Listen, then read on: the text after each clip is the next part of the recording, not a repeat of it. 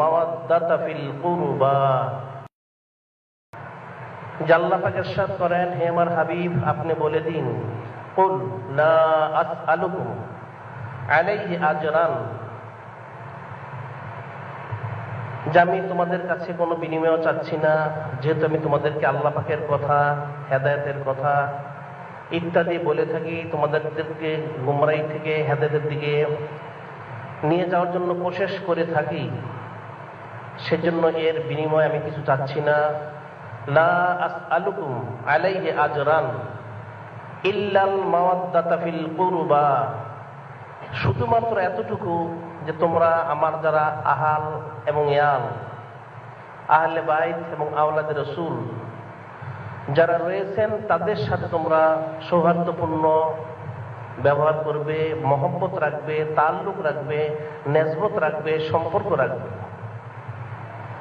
আল্লাহ পাক নির্দেশ করেছেন, হে আমার হাবিব আপনি জমিনবাসীকে এটা বলে দিন। আল্লাহ পাকের হাবিব আখিরি নবী সৈয়দুল মুরসালিন, ইমামুল মুরসালিন, খাতামুন নবীন, হাবিবুল্লাহ হুজুর পাক সাল্লাল্লাহু আলাইহি সাল্লাম আল্লাহ পাকের সেই আয়াত শরীফ তেলাওয়াত করে সবাইকে জানিয়ে দিয়েছেন, তোমাদের কাছে যে বিষয়টা বলার সেটা হচ্ছে আহলে বাইত এবং আওলাদে রাসূল সাল্লাল্লাহু আলাইহি সাল্লাম যারা রয়েছেন তাদের মহব্বত। সেজন্য কিতাবে বর্ণিত রয়েছে,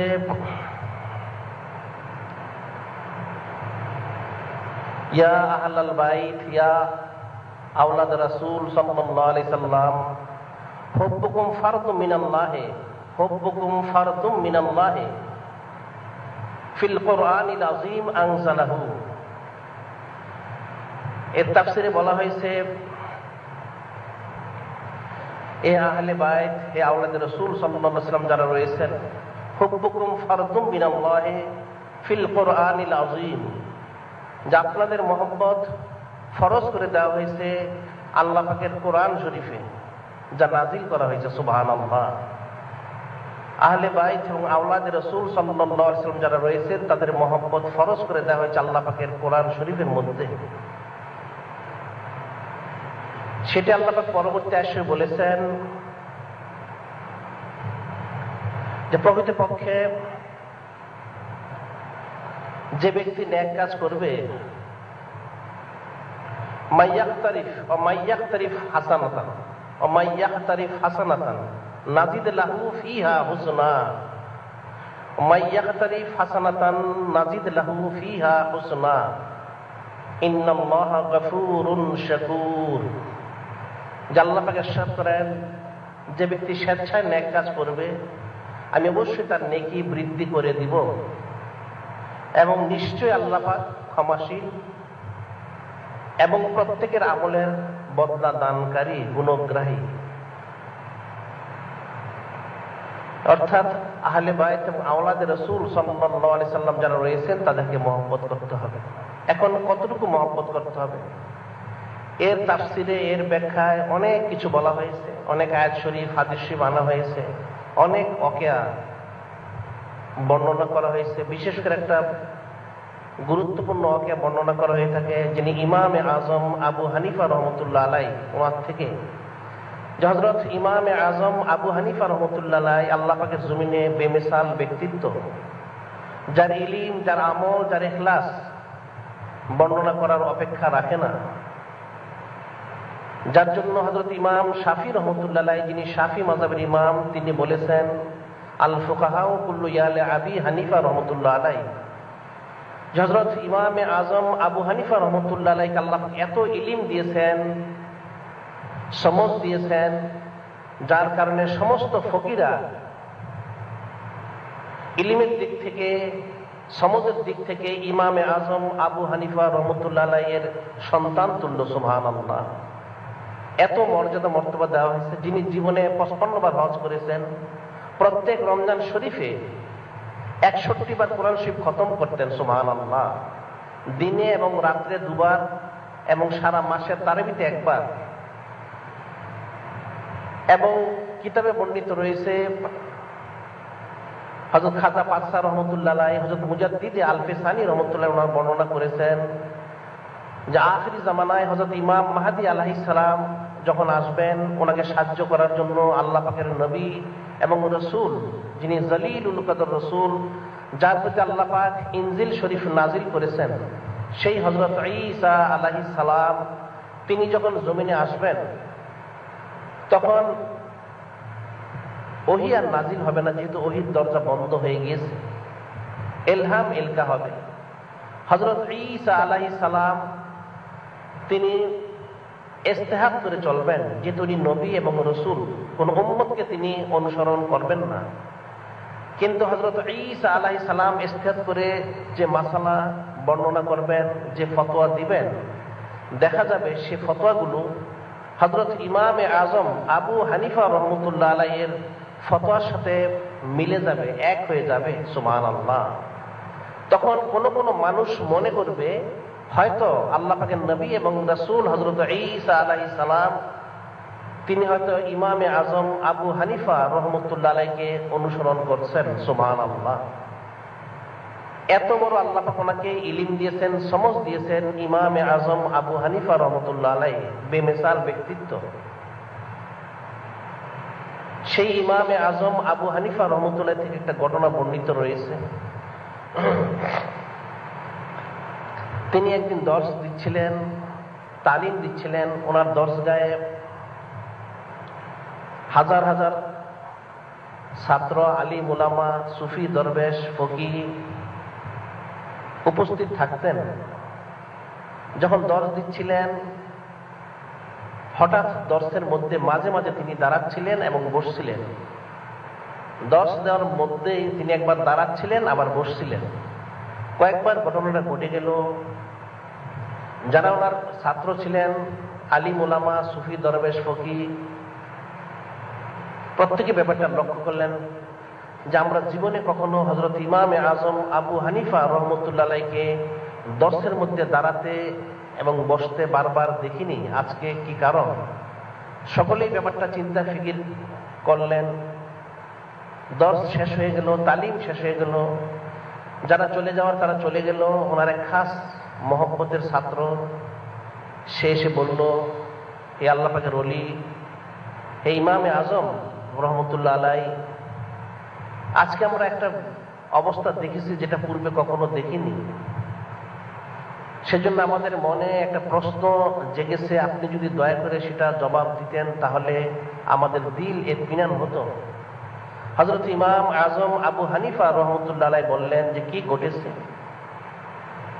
যে হুজুর বেয়াদবি মাফ করবেন, আমরা কখন আপনাকে দর্স গাতে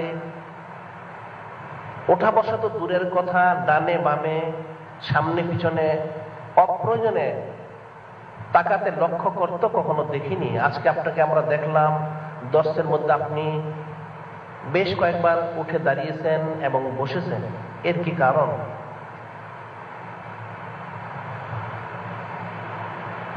যখন এই প্রশ্ন করা হলো, ইমামে আজম আবু হানিফা রাহমাতুল্লাহ বললেন, তোমরা ব্যাপারটা সত্যি অনুধাবন করেছো।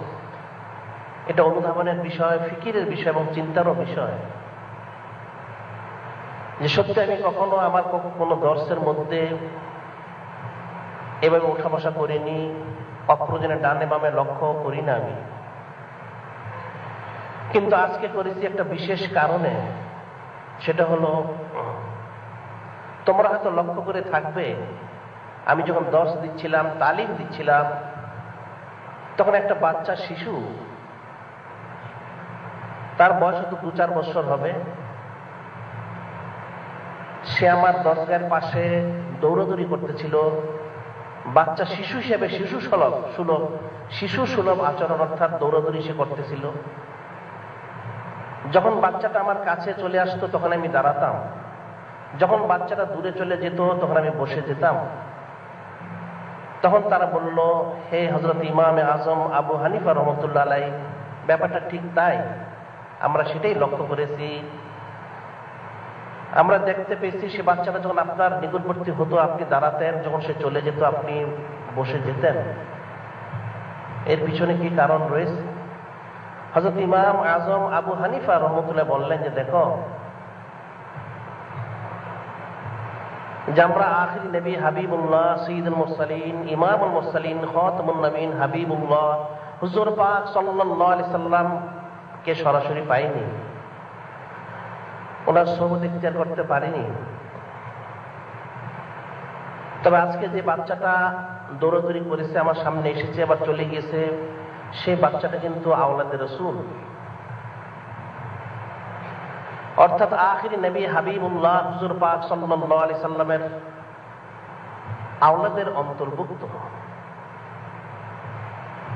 যেহেতু সরাসরি আখিরি নবী হাবিবুল্লাহ হুজুর পাক সাল্লাল্লাহু আলাইহি সাল্লাম আমরা পাইনি, কিন্তু এই সন্তান যার মধ্যে আল্লাহ পাকের হাবিব আখিরি নবী হুজুর পাক সাল্লাল্লাহু আলাইহি সাল্লামের রক্ত মোবারক রয়েছে, যার জন্য তার তাজিমার্থে আমি বারবার দাঁড়িয়েছি, অন্য কোনো কারণে আমি এটা দাঁড়াইনি।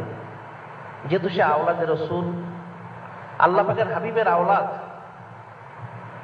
এবং যে মহব্বত আল্লাহ পাক ফরজ করে দিয়েছেন, যে মহব্বত জুজে ইমানের একটা অংশ, সেই মহব্বতের কারণে তার তাজিমার্থে আমি বারবার দাঁড়িয়েছি এবং বসেছি। সুবহানাল্লাহ। এখন ফিকির এবং চিন্তার বিষয়, হযরত ইমাম আজম আবু হানিফা রহমতুল্লাহ আলাইহি, সারা বিশ্বের মানুষ ওনাকে এক নামে জানে এবং চিনে। এরপরও একটা বাচ্চা ছেলে আওলাদে রাসূল, তাকে তিনি কতটুকু সম্মান করলেন, তাজিম তাকরিম করলেন, কেন? সেটাই বলা হয়েছে হুব্বুকুম ফারতুম মিনাল্লাহি ফিল কুরআনিল আযীম আনজালাহু, যে হে আহলে বাইত আওলাদে রাসূল সাল্লাল্লাহু আলাইহি সাল্লাম, আপনাদের মহব্বতকে আল্লাহ পাক ফরজ করে দিয়েছেন তার কালামুল্লাহ শরীফে, যেটা নাজিল করে,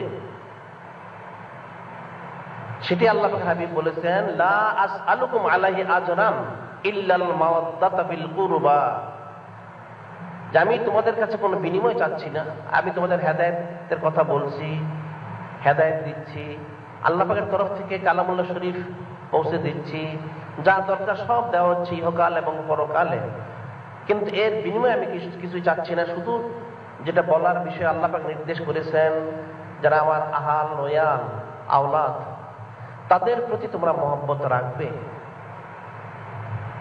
এবং নবীদের একটা খুশুসিয়ত বৈশিষ্ট্য যে ওনারা বিনা বিনিময়ে মানুষকে হেদায়েত দিয়েছেন, যেটা আল্লাহ পাক কোরআনে বলেছেন ইত্তাবিউ মান লা ইয়াসআলুকুম আজরান ওয়া হুম মুহতাদুন। আল্লাহ পাক বলে দিয়েছেন ইত্তাবিউ মান লা ইয়াসআলুকুম আজরান ওয়া হুম মুহতাদুন, ওনাদেরকে অনুসরণ করো যারা কোনো বিনিময় চাবেন না অথচ হেদায়েত প্রাপ্ত। এটা খাস করে হচ্ছে নবী রাসূল আলাইহিস সালামগণ, এরপর পরবর্তী নায়েবে নবী নায়েবে রাসূল যারা, তাদের শানেও সেটা আসবে। যে আওলাদে রাসূলের মহব্বত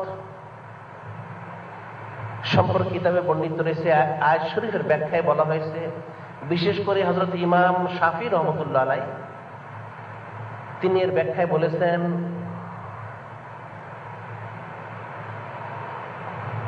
قال ইমাম শাফি রহমতুল্লাহ আলাইহি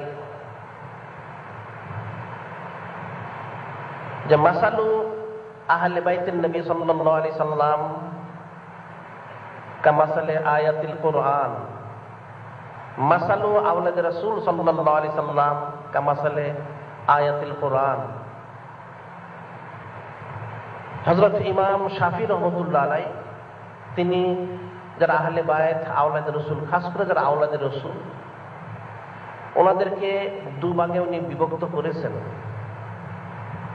আওলাদ রাসূলদেরকে দুভাগে বিভক্ত করা হয়েছে, যারা আল্লাহ পাকের হাবিব আখিরি নবী হুজুর পাক সাল্লাল্লাহু আলাইহি সাল্লাম দুভাগে বিভক্ত করেছেন।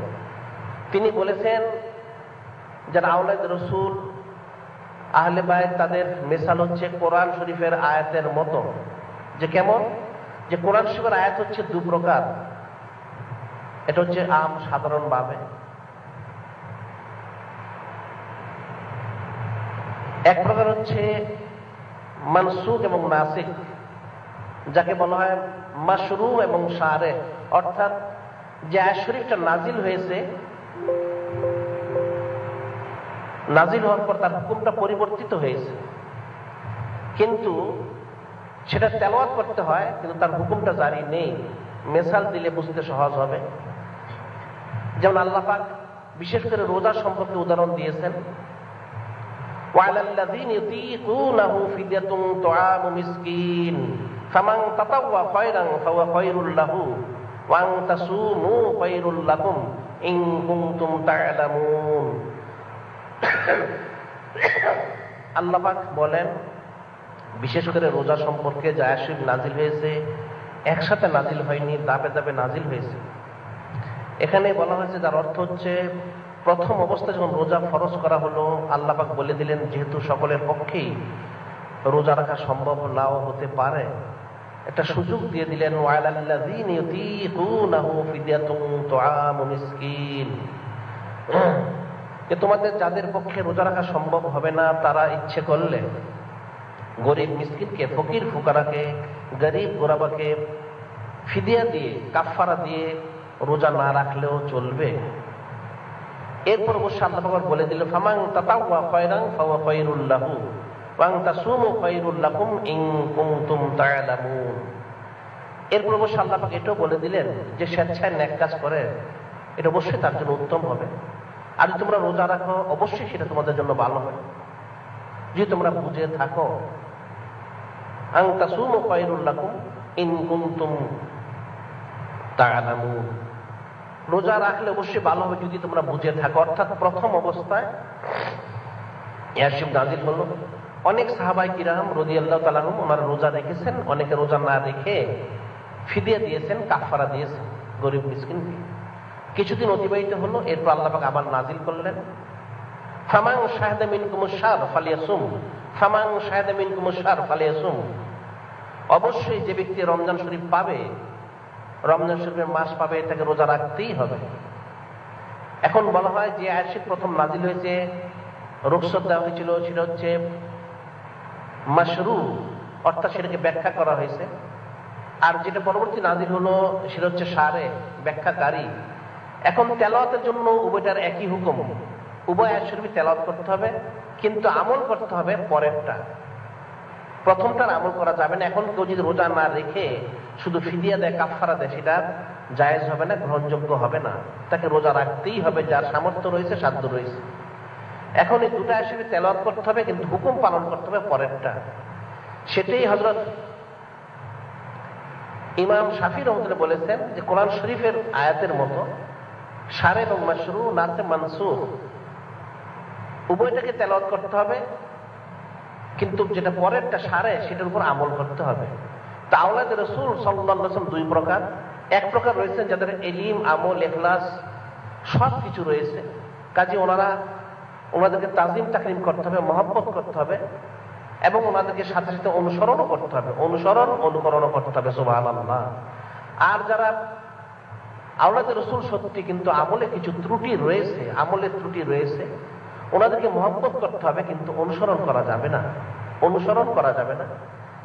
যেমন আরেকটা আয়াত শরীফ, অনেক আয়াত শরীফ রয়েছে কোরআন শরীফে মাশরু এবং শারে, নাসিখ মানসুখ, যে আল্লাহ পাক নাজিল করলেন, ওয়া ইন তুবদু মা ফি আনফুসিকুম আও তুখফুহু ইউহাসিবকুম বিহিল্লাহ ফায়াগফিরু লিমান ইয়াশা ওয়া ইউআযযিবু মান ইয়াশা আল্লাহু আলা কুল্লি শাইইন কদির। যে আল্লাহ পাক ইরশাদ করেন, হে আমার হাবিব আপনি বলে দিন, ওয়া ইন তুবদু মা ফি আনফুসিকুম আও তুখফুহু ইউহাসিবকুম বিহিল্লাহ। যে আল্লাহ পাক বলেন, তোমাদের অন্তরে যা উদিত হয় সেটা তোমরা যা প্রকাশ করো অথবা চুপিয়ে রাখো। অর্থাৎ যে কথা তোমরা, যে আমল প্রকাশ্য করো অথবা অন্তরে উদিত হওয়ার পরে সেটা চুপিয়ে রাখো, প্রকাশ করো না, প্রত্যেকটার জন্য তোমাদেরকে আল্লাহ পাকের কাছে হিসেব দিতে হবে। আল্লাহ যাকে ইচ্ছা ক্ষমা করবেন, যাকে ইচ্ছা কঠিন আযাবে গ্রেফতার করবেন। আল্লাহ সকলের উপরেই সর্বময়, অর্থাৎ ক্ষমতাবান।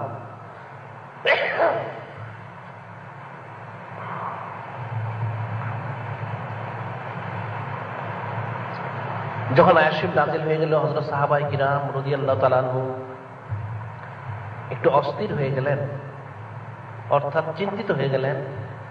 বারবার আরজ করলেন, বিশেষ করে হযরত ওমর বিন খাত্তাব রাদিয়াল্লাহু তাআলা আনহু বারবার বলতে লাগলেন, ইয়া রাসূলুল্লাহ, ইয়া হাবিবাল্লাহ সাল্লাল্লাহু আলাইহি সাল্লাম, যদি সত্যি তাই হয়ে থাকে আমাদের অন্তরে যা উদিত হবে সেটা আমরা প্রকাশ করি অথবা চুপিয়ে রাখি। প্রত্যেকটা যদি হিসেব দিতে হয় তাহলে আমাদের জাহান্নাম ছাড়া কোনো গতি থাকবে না। কারণ মানুষের অন্তরে অনেক কিছু উদিত হতে পারে, সবটা সে করে না, কোনোটা সে করে থাকে, কোনোটা সে করে না। আল্লাহ তো বলেছেন প্রত্যেকটা হিসেব দিতে হবে, এবং আল্লাহ যাকে ইচ্ছা ক্ষমা করবেন, যাকে ইচ্ছা পাকড়াও করবেন। আল্লাহ পাক সকলের উপরই ক্ষমতাবান। হযরত সাহাবায়ে কিরাম রাদিয়াল্লাহু তাআলা বারবার আরজ করতে লাগলেন। আল্লাহর হাবিব বললেন, তোমরা যা নাজিল হয়েছে এর মধ্যে ধৈর্য ধারণ করো, আল্লাহ পাক যা নাজিল করেছেন সেটা মেনে নাও, নিশ্চয়ই খায়ের বরকত রয়েছে, অপেক্ষা করো। 1 বছর অতিবাহিত হয়ে গেল। হযরত ওমর বিন খাত্তাব রাদিয়াল্লাহু তাআলা কোন জরুরি আলোচনা উঠলেই এই বিষয়ে আলোচনা করতেন। 1 বছর অতিবাহিত হয়ে গেল। আল্লাহ পাক নাজিল করলেন, লা ইউকাল্লিফুল্লাহু নাফসান ইল্লা উসআহা, লা ইউকাল্লিফুল্লাহু নাফসান ইল্লা উসআহা, যে আল্লাহ পাক কোন নফসকে তার সাধ্যের বাইরে কষ্ট দিবেন না, সাধ্যের বাইরে কষ্ট দিবেন না। আয়াত নাজিল হলো, আল্লাহ পাকের হাবিব বলে দিলেন, হযরত সাহাবায়ে কিরাম রাদিয়াল্লাহু তাআলা ইতমিনান হয়ে গেলেন। এই আয়াত শরীফ বলে দেওয়া হলো, যেটা তোমাদের ক্ষমতার বাইরে রয়েছে, মনে উদিত হতে পারে, কিন্তু তোমরা বাস্তবে সেটা কাজ করলে না বা তার মধ্যে জোর দিলে না, সেটা অন্তরে থেকে মিটে গেল, সেটার জন্য তোমাদেরকে কখনো জবাবদিহি করতে হবে না। সুবহানাল্লাহ। এটাও বলা হচ্ছে প্রথম যে আয়াত শরীফ সেটা হচ্ছে মাশরু মানসুখ, আর পরের যে আয়াত শরীফটা সেটা সারে বা নাসিখ। কাজেই এ ধরনের অনেক আয়াত শরীফ রয়েছে কালামুল্লাহ শরীফে, প্রত্যেকটাকে তেলাওয়াত করতে হবে, তবে প্রত্যেকটার হুকুমকে আমল করতে হবে না। যেটা মাশরু সেটা হুকুম আমল করতে হবে, যেটা সারে তার হুকুমটাকে আমল করতে হবে। ঠিক আওলাদে রাসূল 2 প্রকার আল্লাহ পাকের জমিনে থাকবেন কিয়ামত পর্যন্ত। একদল থাকবেন হক্কানি রব্বানি আলিম, বুজুর্গ, সুফি, ওলি, তাদের অনুসরণ, অনুকরণ, মহব্বত সবই করতে হবে, তাজিম, তাকরিম, তাদের খোঁজ খবর সবই নিতে হবে যথাসম্ভব। আর একদল যারা থাকবেন হয়তো তাদের আমলে কিছু ত্রুটি থাকবে, কিন্তু তাদের তাজিম তাকরিম করাটা ফরজের অন্তর্ভুক্ত, এতে গাফলতি করা যাবে না। হযরত ইমামে আজম আবু হানিফা রহমতুল্লাহ আলাইহি এত বড় ইমাম হওয়ার পরেও তিনি কিন্তু বায়াত গ্রহণ করেছেন যারা আওলাদে রাসূল তাদের কাছে। তিনি প্রথম বায়াত গ্রহণ করেছেন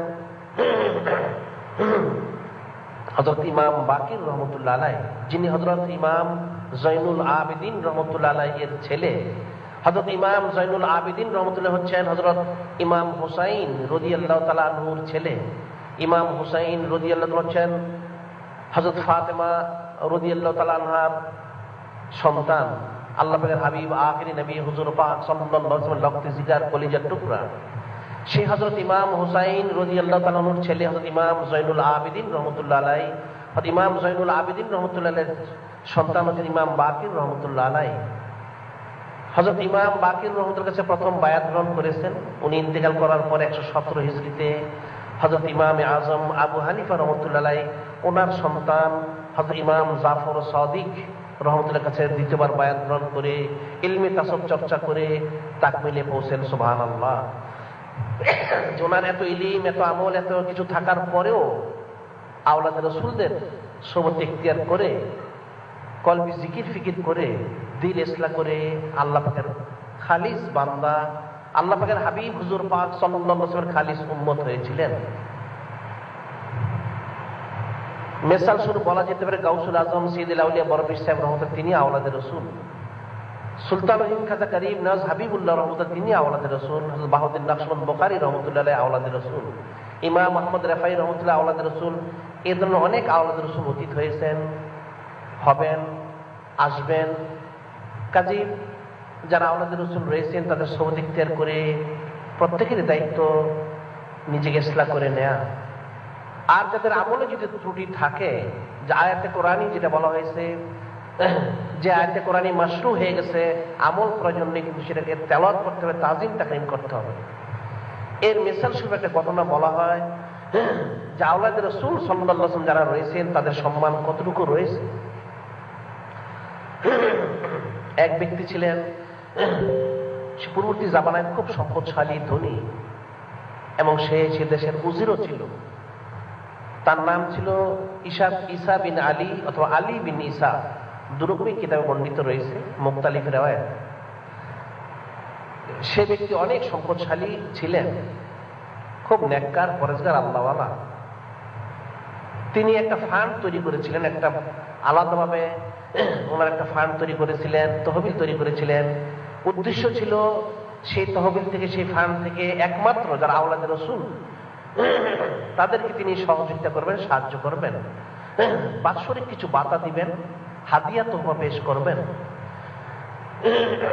সেটা ফিকির করে সেই তহবিলে, সেই ফান্ডে লক্ষ লক্ষ দিনার এবং দিরহাম তিনি জমা করেছিলেন। সেখান থেকে প্রত্যেক বছর রমজান শরীফে ওনার জানা মতে ওনার এলাকায় পরিচিত যারা আওলাদে রাসূল ছিলেন তাদের প্রত্যেককেই প্রয়োজন মাফিক 1000, 2000, 3000, 4000, 5000, 10000 দিরহাম বার্ষিক অর্থাৎ বাৎসরিক বাতা তিনি দিতেন। যারা আওলাদে রাসূল তাদেরকে খুঁজে খুঁজে বের করে এটা দিতেন। এবং তিনি মনে মনে এটা ফখর করতেন যে আমি হচ্ছি আল্লাহ পাকের হাবিব, আখিরি নবী, সাইয়্যিদুল মুরসালিন, ইমামুল মুরসালিন, খাতামুন নবীন, হাবিবুল্লাহ, হুজুর পাক সাল্লাল্লাহু আলাইহি সাল্লামের যারা আওলাদ তাদের খাদিম। সে ব্যক্তি উজির হওয়ার পরেও সে পরিচয় দিত আমি হচ্ছি আওলাদে রাসূলদের খাদিম। সুবহানাল্লাহ।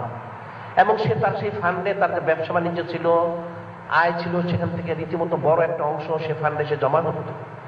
জমা করে প্রত্যেক বছর যাদেরকে দেয়া তাদেরকে তো সে দিতই, এরপরে সে আবার নতুন নতুন খুঁজে আর পারলে বের করে ওনাদেরকেও সে দিত। কিন্তু একবার একটা ঘটনা ঘটে গেল। সে ব্যক্তি এক রাস্তা দিয়ে কোথাও যাচ্ছিল কোনো জরুরি কাজে। হঠাৎ সে দেখতে পেল একজন আওলাদে রাসূল যাকে সে প্রত্যেক বছর 5000 দিরহাম সে বাতা দিত, 5000 দিরহাম সে বাতা দিত। লোকটা বয়স্ক ছিলেন। সেই আওলাদে রাসূলকে সে দেখতে পেল কোন এক এলাকায় শীতের সকালে সে বমি করতেছে এবং মনে হচ্ছে সে কিছু মস্ত অর্থাৎ মাতলামিও কিছু করতেছে। সেটা দেখে সেই উজির ঈসা বিন আলী, আলী বিন ঈসা সে মনে করলো এবং সে ব্যাপারটা ফিকির করলো, মনে হচ্ছে এই লোকটা আওলাদে রাসূল হওয়া সত্ত্বেও হয়তো সে কোনো আজে বাজে জিনিস পান করেছে যার জন্য সে মাতলামি করছে এবং বমি করছে। এটা ফিকির করে সে উজির সাহেব মনে মনে চিন্তা করলো এই বছর তো তাকে বাতা দেওয়া হয়েছে, আগামী বছর আর কোনো বাতা আমি দিব না। এটা চিন্তা করে সে বাড়িতে চলে গেল। পরবর্তী রমজান শরীফে এসে গেল, সবাইকে বাতা বন্টন করে দেওয়া হলো। কিন্তু সেই বৃদ্ধ লোকটা যাকে উজির সাহেব দেখেছিল বমি করতে এবং মাতলামি করতে দেখেছিল, তাকে সে বাতা পাঠালো না। রমজান শরীফ পার হয়ে গিয়েছে, বেশ কিছু অতিবাহিত হলো। তারপর সে যখন পাঠায়নি তখন সেই আওলাদে রাসূল বৃদ্ধ লোকটা তিনি আসলেন উজির সাহেবের বাড়িতে। সে বৃদ্ধ লোক তিনি মনে করেছিলেন হয়তো উজির সাহেব ব্যাপারটা তার মনে নেই বা সে ভুলে গিয়েছে। যখন সে বৃদ্ধ লোক আওলাদে রাসূল তিনি আসলেন, যেহেতু সে উজির সাহেব ঈসা বিন আলী, আলী বিন ঈসা, তার অন্তরে একটা ক্ষোভ ছিল যে আমি প্রত্যেক বছর ওনার সংসারের খরচটা আমি দিয়ে থাকি, এই পয়সা নিয়ে তিনি আওলাদে রাসূল হওয়া সত্ত্বেও এলোমেলো ভাবে আজে বাজে পথে ব্যয় করেন, কাজে ওনাকে পয়সা দেওয়া হবে না। তার মনে একটা ক্ষোভ সৃষ্টি হয়েছিল। সেই আওলাদে রাসূল যখন উজির সাহেবের বাড়িতে পৌঁছলো, উজির সাহেব খুব গোসা করে রাগারাগি করলো এবং এ কথাও সে বলল যে আপনাকে যে বাধা দেওয়া হয়ে থাকে সেটা তো আপনাকে আজে বাজে পথে ব্যয় করার জন্য দেওয়া হয় না, আপনি কেন সেটা ব্যয় করেছেন, কাজে আপনাকে আমি আর বাধা দিব না। যখন সে উজির সাহেব খুব শক্ত কথা বলল, তখন আওলাদে রাসূল যিনি ছিলেন তিনি ফিকির করলেন ব্যাপারটা হয়তো সে জেনে ফেলেছে, ওনার আমলের ত্রুটি রয়েছে।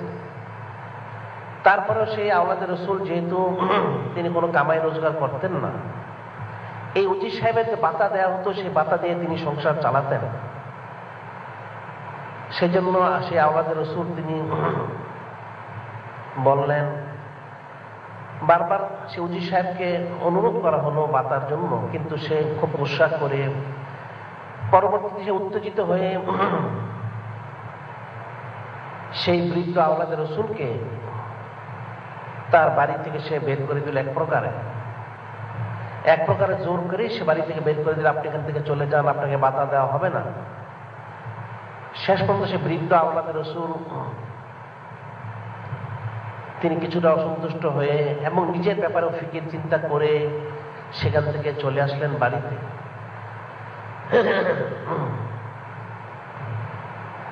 ঘটনাটা ঘটে গেল দিনের বেলায়। রাত্রি হলো,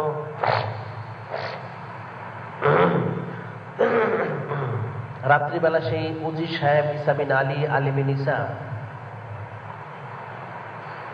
সে স্বপ্ন দেখতে লাগলো। স্বপ্নে সে দেখা পেল আখিরি নবী হাবিবুল্লাহ সঈদুল মুরসালিন, ইমামুল মুরসালিন, খাতামুন নবীন হাবিবুল্লাহ হুজুর পাক সাল্লাল্লাহু আলাইহি সাল্লামকে।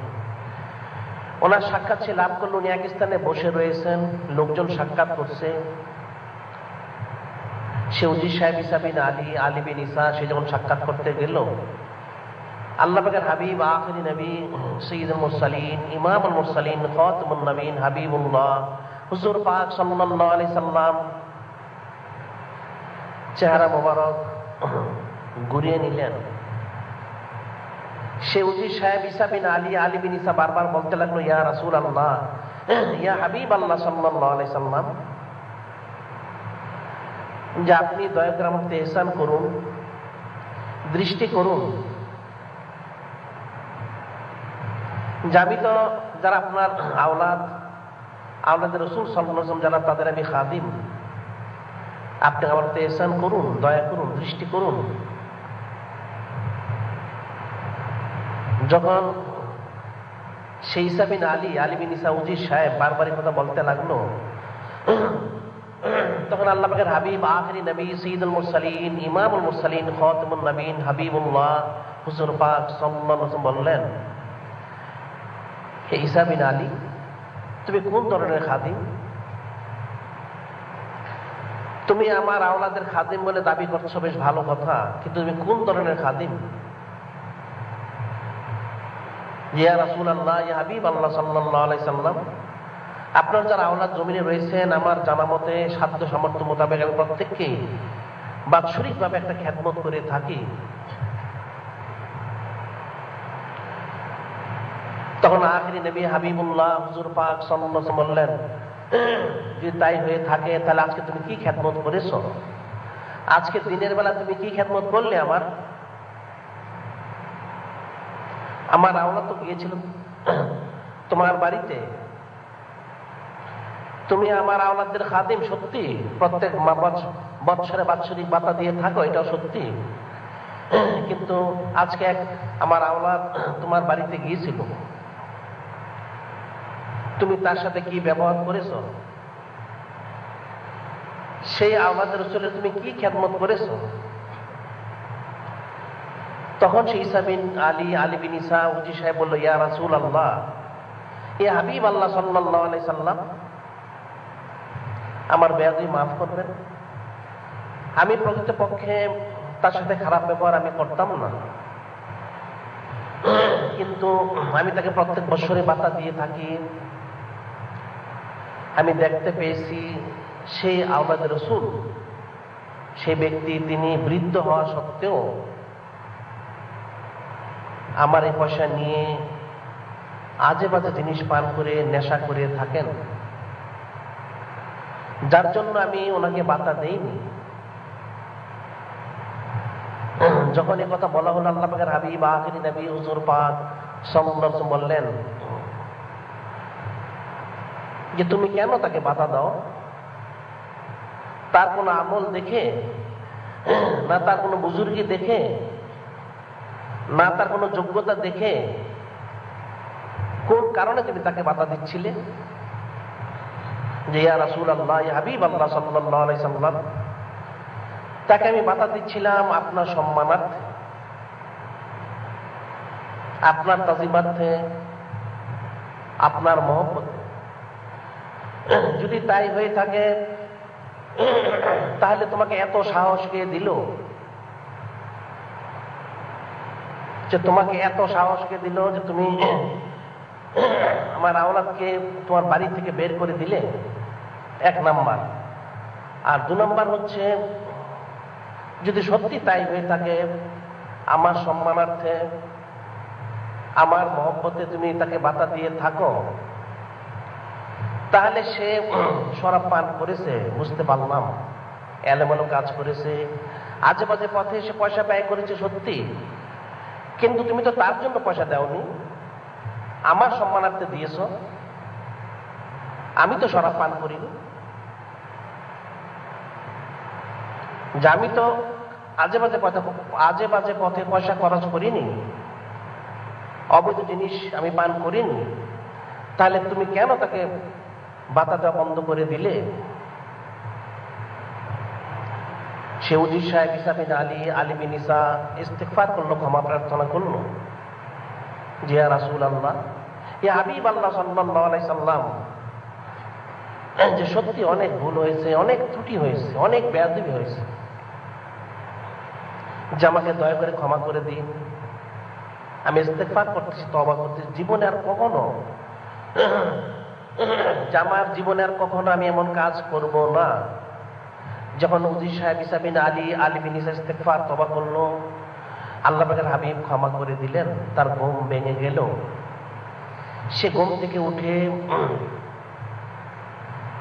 ঈসা বিন আলী বিন ঈসা উজির সাহেব প্রত্যেক বছর সে 5000 দিরহাম করে বাতা দিত। সে তওবা ইস্তিগফার করে 10,000 দিরহামের একটা পোটলা নিয়ে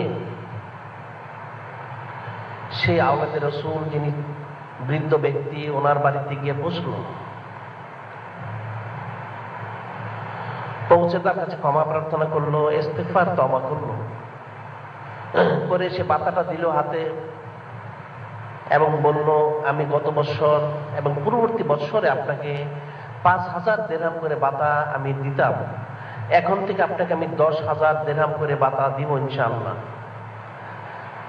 সে আওলাদে রাসূল ব্যক্তি, বৃদ্ধ ব্যক্তি, তিনি যখন ব্যাপারটা শুনলেন এবং লক্ষ্য করলেন, একটু আশ্চর্য হলেন যে কি ব্যাপার উজির সাহেব, আপনি সেদিন আমাকে একরকম আপনার বাড়ি থেকে জোর করে বের করে দিয়েছিলেন, আজকে আপনি এখানে এসেছেন, ক্ষমা প্রার্থনা করতেছেন, ইস্তিগফার তওবা করতেছেন, 5,000 দিরহামের বিনিময় পরিবর্তে আমাকে 10,000 দিরহাম আপনি বাতা দিচ্ছেন, কি ব্যাপার?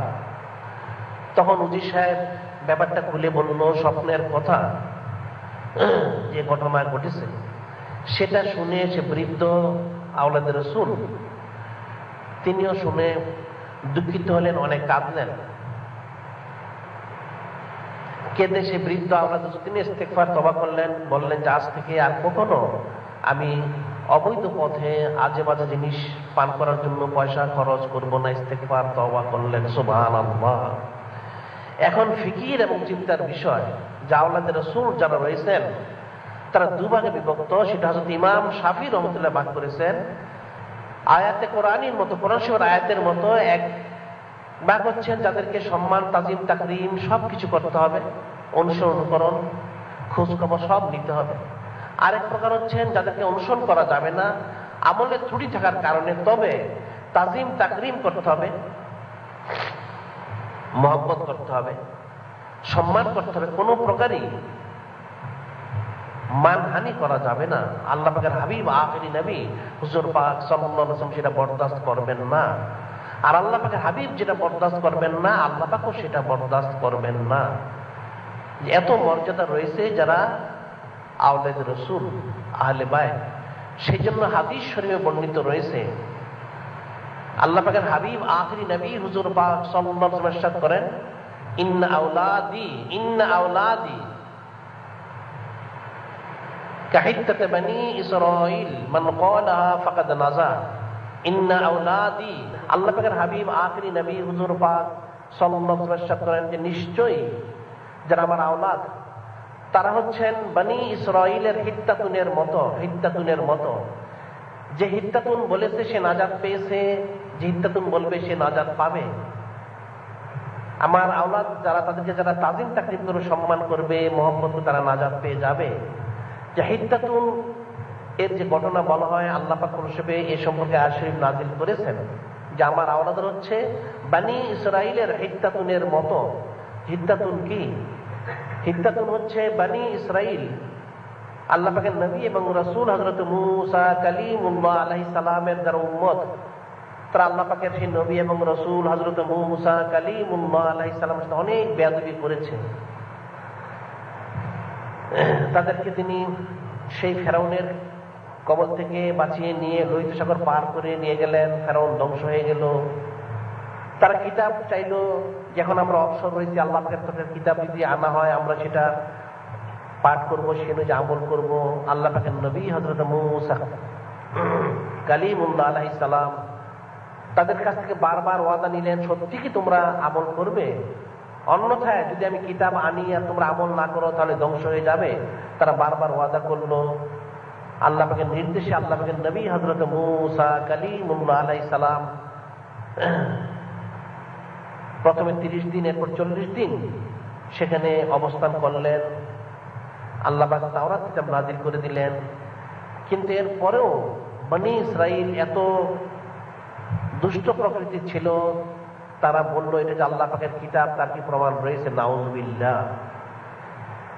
আল্লাহ পাকের নবী এবং রাসূল হযরত মূসা কালিমুল্লাহ আলাইহিস সালাম ধৈর্য ধারণ করলেন। যদিও তিনি জালালি তবিতে ছিলেন, তারপরেও তারা বলল প্রমাণ স্বরূপ এটা আল্লাহ পাকের জবান থেকে আমরা শুনতে চাই।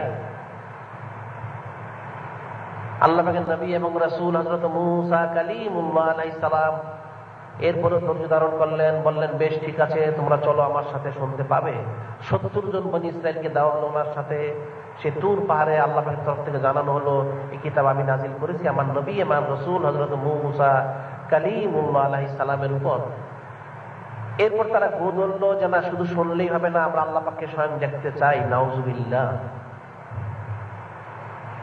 যখন তারা বারবার সে আরজ করলো, আল্লাহ পাকের নবী এবং রাসূল হযরত মূসা কালিমুল্লাহ আলাইহিস সালাম বললেন এটা কঠিন কথা। আল্লাহ পাক বললেন ঠিক আছে। আল্লাহ পাক যেহেতু সব বিষয়ে বান্দার কুফরি সেটি কিন্তু ধৈর্য ধারণ করে থাকেন, তা আল্লাহ পাক দেখতে চেয়েছিল।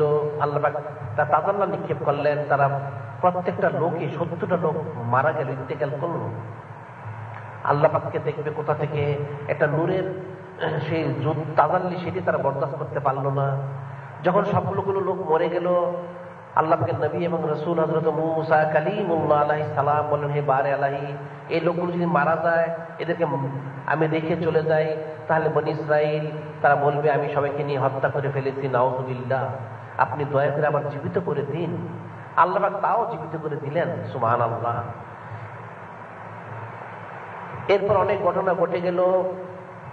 মান্না সালওয়া তাদেরকে দেওয়া হলো, অর্থাৎ একটার পর একটা তারা অপরাধ করে যেতে লাগলো। যখন তারা চরম অপরাধ করলো, অর্থাৎ আল্লাহ পাকের নবী এবং রাসূল হযরত মূসা কালিমুল্লাহ আলাইহিস সালাম যখন সেই 40 দিন তুর পাহাড়ে ছিলেন কিতাব আনার জন্য, তারা সেই বাছুরের মূর্তি বানিয়ে সেটাকে পূজাও করেছিল। নাউযুবিল্লাহ। তার শাস্তিও দেওয়া হলো, কেউ কেউ শাস্তি গ্রহণ করলো। অনেক ঘটনা ঘটে গেল এবং তিহের ময়দানে তারা একাধারা 40 বছর সেখানে ঘুরপাক খেলো, একটা 10 মাইল এরিয়া একটা জায়গার মধ্যে, যেটা মুফাসসিরিনে কেরাম বলেন মিশর এবং সিরিয়ার মাঝে একটা জায়গা। এরপর তারা বললো যে ঠিক আছে আমরা তওবা করে ইস্তেগফার করবো। আল্লাহ পাকের তরফ থেকে সেটা বলা হলো। তখন وَإِذْ قُلْنَا ادْخُلُوا هَٰذِهِ الْقَرْيَةَ فَكُلُوا مِنْهَا حَيْثُ شِئْتُمْ رَغَدًا وَادْخُلُوا الْبَابَ سُجَّدًا وَقُولُوا حِطَّةٌ نَغْفِرْ لَكُمْ خَطَايَاكُمْ وَسَنَزِيدُ الْمُحْسِنِينَ। আল্লাহ পাক বললেন وَإِذْ قُلْنَا ادْخُلُوا هَٰذِهِ الْقَرْيَةَ, তাহলে তোমরা এই গ্রামে প্রবেশ করো, এই শহরে প্রবেশ করো। প্রবেশ করার সময় যখন তোমরা দরজা দিয়ে প্রবেশ করবে, শহরের দরজা দিয়ে, গ্রামের দরজা দিয়ে প্রবেশ করবে, পূর্ববর্তী জামানায় প্রত্যেক আবাদী স্থলে দরজা থাকতো প্রবেশ করার এবং বের হওয়ার। যখন প্রবেশ করবে তখন তোমরা বলবে হিত্তাতুন হিত্তাতুন। হিত্তাতুন শব্দের অর্থ হচ্ছে আল্লাহ পাক ক্ষমা করুন, ক্ষমা করুন, আস্তাগফিরুল্লাহ, তওবা, এই অর্থে হিত্তাতুন এসে থাকে যে আমাদেরকে ক্ষমা করুন, আমরা ভুল ত্রুটি করেছি। আল্লাহ পাক বলে দিলেন আল্লাহ পাকের নবীকে এবং রসূলকে, তারা সেটা শূন্য, তিনি বুঝিয়ে দিলেন। কিন্তু এত বড় জালিম এরা, এত বড় দুষ্ট নাফরমান। فبدل الذين ظلموا قولا غير الذي قيل لهم فأنزلنا على الذين ظلموا رجزا من السماء بما كانوا يفسقون। এত বড় জালিম, এত বড় নাফরমান। ফাবাদ্দাল আল্লাযীনা যালামু, আল্লাহ পাক নিজে বলেছেন এগুলো জালিম, তারা আমার কথাকে পাল্টিয়ে ফেললো। ফাবাদ্দাল আল্লাযীনা যালামু কাওলান গায়রা আল্লাযী ক্বিলা লাহুম, আমি যা বলেছিলাম সেটাকে তারা পাল্টিয়ে ফেললো। তারা হিত্তাতুন, ক্ষমা চাই, ক্ষমা চাই, মাফ চাই, এটা না বলে তারা বলে হিন্তাতুন হিন্তাতুন, নাউযুবিল্লাহ, অর্থ গম দিন, গম দিন, নাউযুবিল্লাহ। আল্লাহ পাকের কালামকে, আল্লাহ পাকের আদেশকে তারা পরিবর্তন, তাহরিফ করে ফেললো। আল্লাহ পাক বলেন ফানজালনা আলাল্লাযীনা যালামু রিজজাম মিনাস সামাই বিমা কানু ইয়াফসুকুন। যখন তারা এত বড় জুলুম করলো, তখন আমার তরফ থেকে তাদের প্রতি আযাব, গজব, আসমানি আযাব, গজব নাজিল হয়ে গেল, নাউযুবিল্লাহ, যে তারা ফাসিকি করেছিল। সেখানে যারা হিন্তাতুন হিন্তাতুন বলেছে সব ধ্বংস হয়ে গেছে, গজব পড়ে গেছে। যারা হিত্তাতুন বলেছে তারাই শুধু নাজাত প্রাপ্ত হয়েছে। সেটি আল্লাহ পাকের হাবিব বলেছেন ইন্না আওলাদি কাহিত্তাতে মাসালু হিত্তাতে বানি ইসরাঈল মান ক্বালাহা ফাকাদ নাজা, যে নিশ্চয়ই আমার যারা আওলাদ তারা হিত্তাতুনের মতো। হিত্তাতুন যারা বলেছে তারা যেমন নাজাত পেয়েছে, ঠিক আমার আওলাদদেরকে যারা আঁকড়িয়ে ধরবে, মহব্বত করবে, তাল্লুক রাখবে, নেসবত রাখবে, তারাও ইহকাল এবং পরকালের নাজাত লাভ করবে। সুবহানাল্লাহ। এবং অন্য হাদিসে বলা হয়েছে ইন্না আওলাদি কাসাফিনাতে নূহ মান দাখালাহা ফাকাদ নাজা, ইন্না আওলাদি মাসালু সাফিনাতে নূহ মান দাখালাহা ফাকাদ নাজা, যে নিশ্চয়ই যারা আমার আওলাদ তারা হচ্ছেন হযরত নূহ আলাইহিস সালামের কিস্তির মতো। হযরত নূহ আলাইহিস সালামের কিস্তি যারা চড়েছিল তারা যেমন নাজাত পেয়েছিল, যারা চড়েনি তারা ধ্বংস হয়ে গেছে। অন্য হাদিসে বলা হয়েছে যে আওলাদ রাসূল সাল্লাল্লাহু আলাইহি ওয়াসাল্লাম হচ্ছেন সেই নূহ আলাইহিস সালামের কিস্তির ন্যায়। হযরত আন আবী যর রাদিয়াল্লাহু তাআলা আনহু আন্নাহু ক্বালা, আন আবী যর রাদিয়াল্লাহু তাআলা আনহু ক্বালা ওয়া হুয়া আখিযুম বিবাবিল কাবাতি সামিতুন নবী সাল্লাল্লাহু আলাইহি ওয়াসাল্লাম ইয়াকুলু আলা আলা ইন্না মাসালা আহলে বাইতি ফীকুম, আলা ইন্না মাসালা আহলে বাইতি ফীকুম মাসালু সাফিনাতিন নূহ মান রাকিবা ফাকা মান রাকিবাহা নাজা আমান তাকাল্লাফা আনহা হালাক। হযরত আবু যর গিফারি রাদিয়াল্লাহু তাআলা বর্ণনা করেন, তিনি কাবা শরীফের দরজা ধরে বলেছেন যে আল্লাহ পাকের হাবিব আখিরি নবী হুজুর পাক সাল্লাল্লাহু আলাইহি সাল্লামের জবান মোবারকে শুনেছি, তিনি বলেছেন, অর্থাৎ কাবা শরীফের দরজা ধরে বলেছেন আল্লাহর কসম, আল্লাহ পাকের হাবিব আখিরি নবী হুজুর পাক সাল্লাল্লাহু আলাইহি ওয়াসাল্লাম বলেছেন, কি বলেছেন, আলা তোমরা সাবধান হয়ে যাও, আসমানবাসী জমিনবাসী সকলে সাবধান হয়ে যাও। ইন্না মাসালি আহলে বাইতি, ইন্না মাসালি ইন্না মাসালা আহলে বাইতি, ইন্না মাসালা আহলে বাইতি ফীকুম মাসালু সাফিনাতিন নূহ, যে আমার যারা আওলাদ, আমার যারা আহলে বাইত, তাদের মিসাল হচ্ছে তোমাদের মধ্যে, তাদের মিসাল হচ্ছে তোমাদের মধ্যে যেমন নূহ আলাইহিস সালামের কিস্তি, যেমন হযরত নূহ আলাইহিস সালাম যিনি আল্লাহ পাকের নবী এবং রাসূল ছিলেন, ওনার সে কিস্তির মতো। মান রাকিবাহা নাজা, যে সে কিস্তিতে চড়েছিল সে নাজাত পেয়েছে।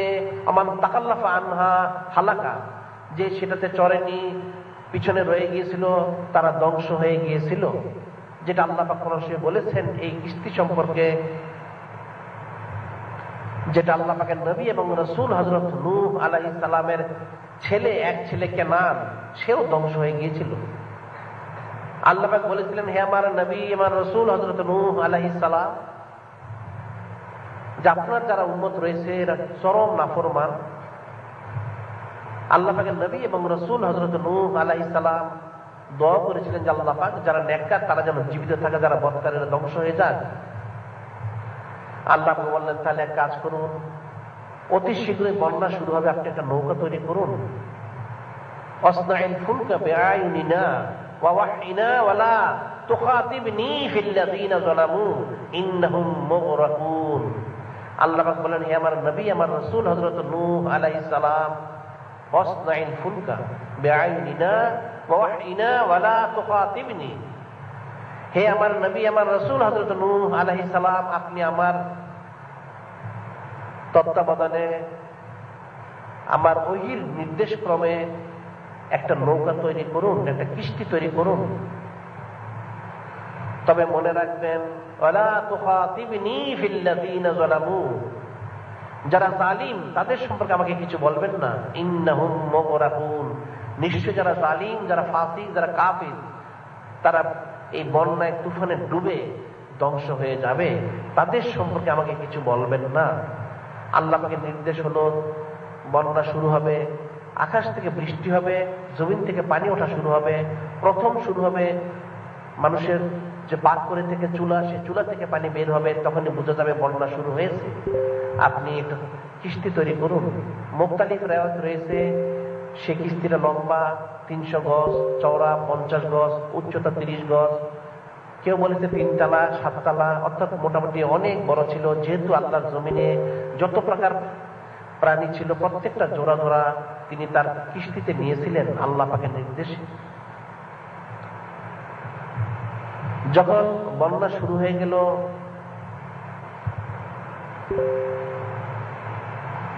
হযরত নূহ আলাইহিস সালামের 4 ছেলে ছিল, হাম, শাম, ইয়াফেস আর কেনান। কেনান ছিল অবাধ্য, এবং নবীদের মধ্যে 2 জন নবী ছিলেন যাদের স্ত্রীরা ছিল নবীদের অবাধ্য। একজন হযরত লূত আলাইহিস সালাম, আর একজন হযরত নূহ আলাইহিস সালাম। তিনি বারবার তাদেরকে বললেন যে তোমরা ফিরে এসো, নৌকায় চড়ো, অন্যথায় তোমরা ধ্বংস হয়ে যাবে। তারা সেটা শুনলো না। ওরা সেই ছেলে বলল, চিন্তার কোনো কারণ নেই, উঁচু উঁচু পাহাড় রয়েছে, আমরা সেখানে চড়বো, তাও যদি ডুবে যায়, সেখানে উঁচু অনেক উঁচু উঁচু গাছ রয়েছে, সে গাছের ডালেও চূড়াতে আমরা উঠে যাব, বন্যা আমাদেরকে কিছু করতে পারবে না। কিন্তু আল্লাহ পাকের নবী এবং রাসূল হযরত নূহ আলাইহিস সালাম বলেছিলেন তোমরা ধ্বংস হয়ে যাবে, কোনো মতেই বাঁচতে পারবে না। কিতাবে বর্ণিত রয়েছে সমস্ত উঁচু পাহাড়ের উঁচু যে গাছ ছিল তার উপরে 40 হাত পানি হয়েছিল। সুবহানাল্লাহ, যে কত পানি হয়েছিল সেটা বেমিসাল। তবে অবশ্যই এটা কুদরতের অন্তর্ভুক্ত, সাধারণভাবে মানুষ এটা বুঝতে পারবে না, এটা কুদরতের অন্তর্ভুক্ত। যখন ছেলে কথা শুনল না, তখন আল্লাহ পাক উল্লেখ করেছেন, আল্লাহ পাকের নবী এবং রাসূল হযরত নূহ আলাইহিস সালাম বললেন, ওয়ানাদা নূহু রাব্বাহু ফাকালা রাব্বি ইন্না বনি মিন আহলি ওয়া ইন্না ওয়া'দাকাল হক ওয়া আনতা আহকামুল হাকিমিন। ছেলের জন্য আল্লাহ পাকের নবী এবং রাসূল হযরত নূহ আলাইহিস সালাম আরজ করলেন, ওয়ানাদা নূহু রাব্বাহু, হযরত নূহ আলাইহিস সালাম ডাকলেন আল্লাহ পাককে, ফাকালা রাব্বি ইন্না বনি মিন আহলি, হে আল্লাহ পাক, আমার ছেলে তো আমার আহলের অন্তর্ভুক্ত। ওয়া ইন্না ওয়া'দাকাল হক, আপনার ওয়াদা তো সত্য। ওয়া আনতা আহকামুল হাকিমিন, এবং আপনি হাকিমদের হাকিম, চূড়ান্ত ফয়সালাকারী, উত্তম ফয়সালাকারী, ইনসাফের সহিত ফয়সালাকারী। যখন তিনি এই কথা বললেন ওনার ছেলে সম্পর্কে, আল্লাহ পাক বললেন, ইয়া নূহ ইন্নাহু লাইসা মিন আহলিক, ইন্নাহু লাইসা মিন আহলিক, ইন্নাহু আমালুন গায়রু সালিহ। হে আমার নবী, আমার রাসূল নূহ আলাইহিস সালাম, সে আপনার আহলের অন্তর্ভুক্ত নয়, তার আমল নষ্ট হয়ে গিয়েছে, অর্থাৎ সে কুফরি করেছে। কুফরি করলে আর সে আহলের অন্তর্ভুক্ত থাকতে পারে না। সে আল্লাহ পাককে অস্বীকার করেছে, তাওহীদ এবং রিসালাত সবই সে অস্বীকার করেছে, সে আপনার আহলের অন্তর্ভুক্ত নয়, তার জন্য আপনি বলবেন না। ফালা তাসালনি মা লাইসা লাকা বিইলমু ইন্নী আইযুকা আন তাকুনা মিনাল জাহিলিন। আল্লাহ পাক বললেন, যে বিষয়ে ইলিম আপনাকে দেয়া হয়নি সে বিষয়ে আপনি আমাকে প্রশ্ন করবেন না, জিজ্ঞাসা করবেন না বা বলবেন না। যে আমি আপনাকে নসিহত করতেছি আপনি জ্ঞানীদের অন্তর্ভুক্ত থাকুন।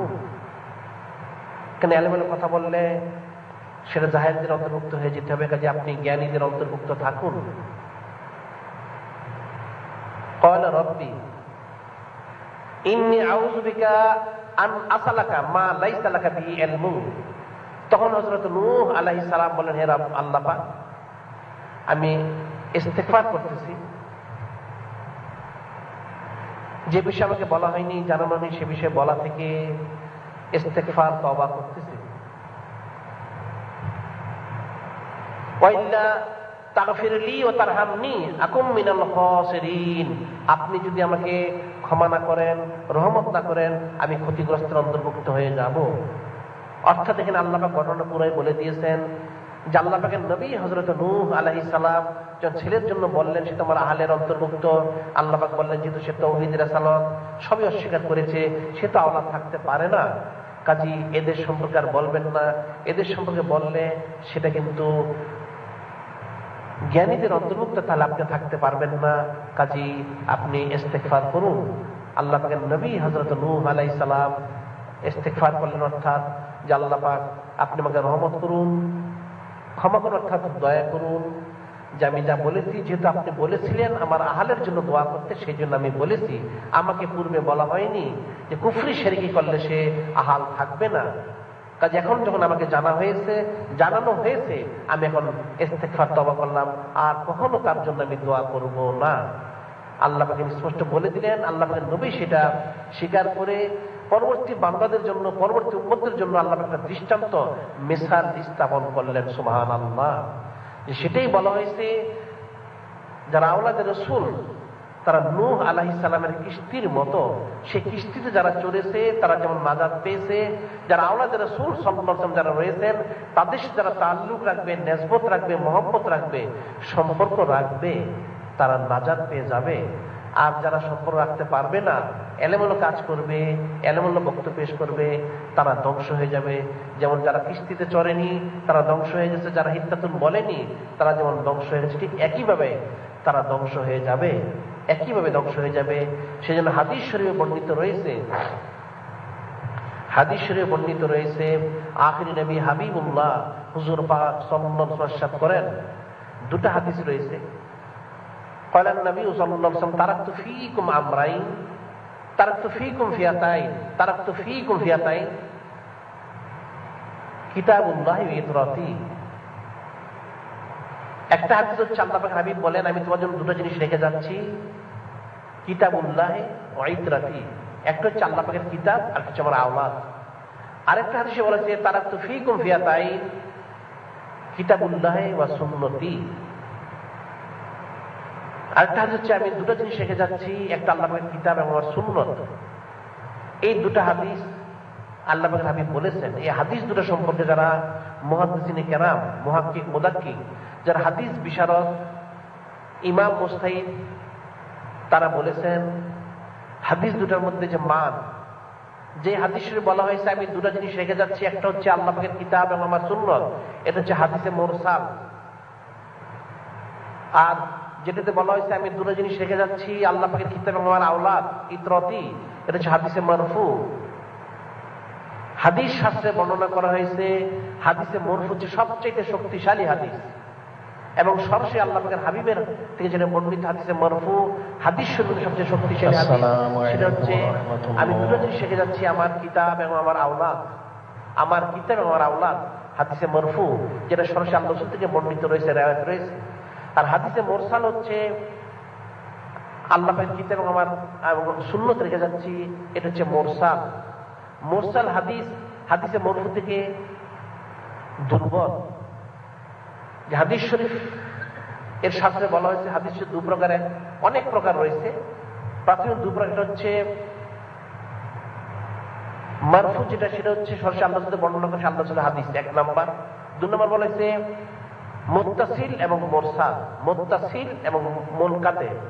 মুত্তাসিল হচ্ছে যেটা সনদ, রাবীদের, বর্ণনাকারীদের সনদ, যিনি বর্ণনাকারী ওনার থেকে শুরু করে আল্লাহ পাকের হাবিব পর্যন্ত কোনো বর্ণনাকারী বাদ নেই, সেটা হচ্ছে মুত্তাসিল সনদ। হাদিসে মরফু হচ্ছে মুত্তাসিল সনদে বর্ণিত বিশুদ্ধ হাদিস। আর দ্বিতীয় প্রকার হচ্ছে মুনকাতে। মুনকাতে অর্থ হচ্ছে যেটা কেটে দেওয়া হয়েছে, অর্থাৎ মাঝে মধ্যে কোন রাবীদের নাম করেছে। মুনকাতে হচ্ছে আবার প্রধানত দুই প্রকারে। এক প্রকার হচ্ছে মুরসাল, আর একটা হচ্ছে মুআল্লাক।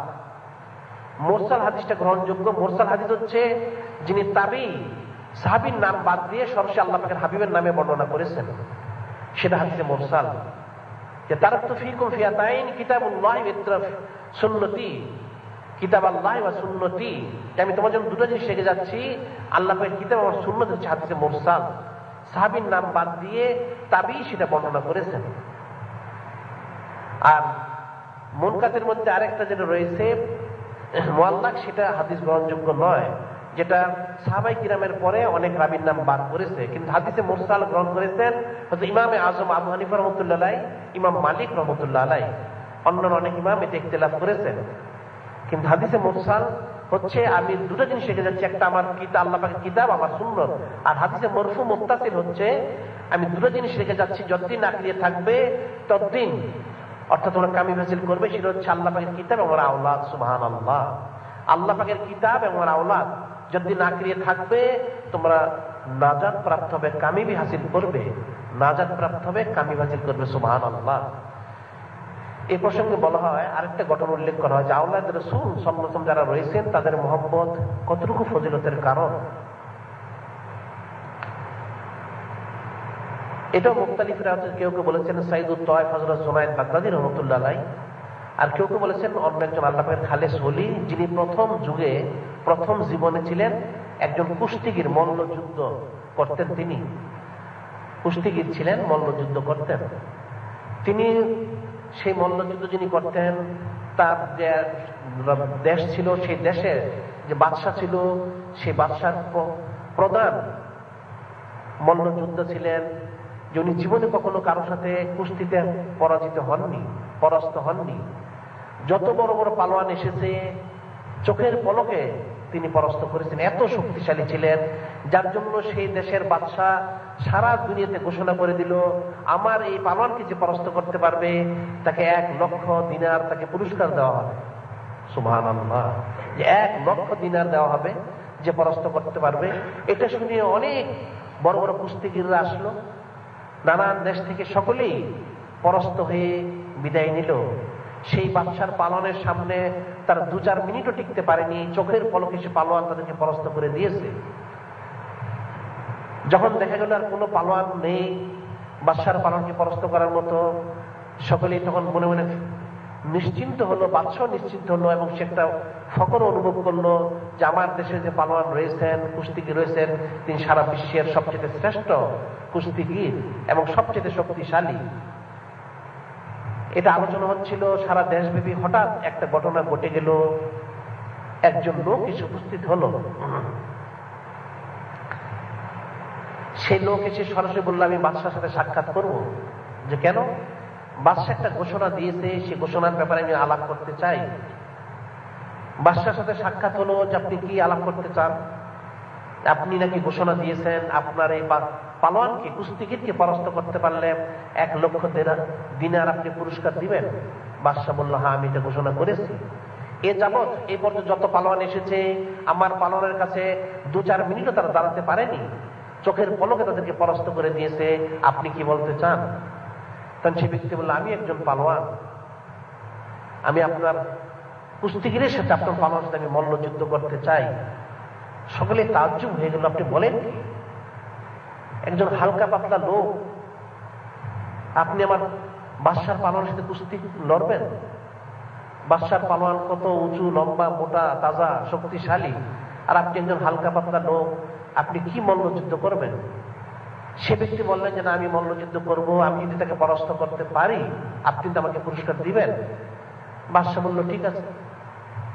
কারণ কত বড় বড় বড় পালোয়ান, শক্তিশালী পালোয়ান এসেছে, যারা চোখের পলকে বাদশার পালনের কাছে পরাস্ত হয়ে গিয়েছে। আর সকলে মনে মনে চিন্তা করলেন, একজন হালকা পাতলা লোক, অত মোটা তাজাও নয়, অত উঁচা লম্বাও নয়, তিনি বাদশার পালনের সাথে লড়বেন, এটা কেমন কথা? সকলে একটু আশ্চর্য হলো। সেই ব্যক্তি বললেন যে না, আমি অবশ্যই কুস্তি লড়বো। সকলে বলল এটা কেমন কথা, সে পালোয়ানের যে শক্তি। কারণ সাধারণত কুস্তি যখন লড়া হয় তখন মাথার উপরে তুলে অনেক সময় আছাড় দেওয়া হয়, তাতে অনেকে হয়তো মারাও যেতে পারে।